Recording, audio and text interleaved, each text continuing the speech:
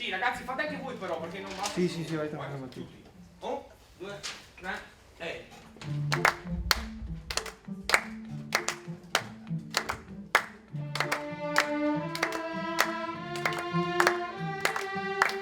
Io sono nato e cresciuto in questa realtà con tanti altri ragazzi con cui tuttora condivido delle esperienze fantastiche.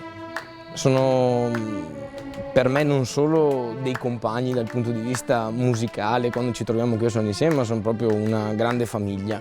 E tutti ci sentiamo veramente parte di questa realtà, ma veramente dalle singole cose. Dall'aiutarsi, da darsi un conforto, dal partecipare alle attività sempre con impegno, interesse, entusiasmo. Credo veramente che l'essere parte di un gruppo si vede dalle piccolissime cose, l'aiutarsi nel momento di difficoltà, di bisogno spostare dei leggii, ad esserci nei momenti belli, nei momenti di difficoltà di tutti. Penso che questa sia una cosa veramente fantastica di questa realtà e che veramente sia un motivo di crescita costante.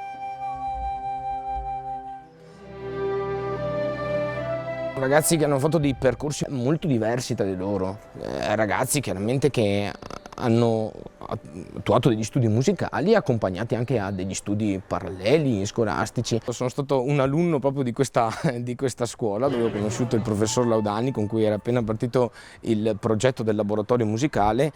Io all'inizio studiavo chitarra, poi terminato il percorso delle scuole medie, grazie ad un'intuizione del professor Laudani, ho iniziato a suonare il corno. Per me questa è stata una delle svolte più grandi della mia vita.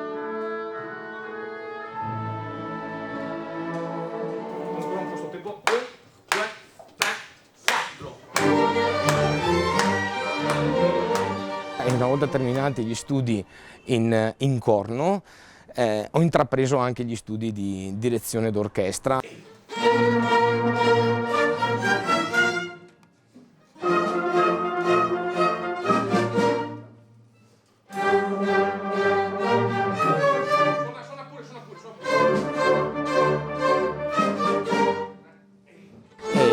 È veramente un mondo che mi affascina veramente giorno dopo giorno sempre di più ed è un ambiente che trovo fantastico e poi condividere queste esperienze con questi ragazzi lo trovo una cosa veramente fantastica. Preferisco veramente qualcuno che sbaglia rischiando, ma che mette cuore, anima, il lavoro di mesi che c'è stato dietro per preparare una parte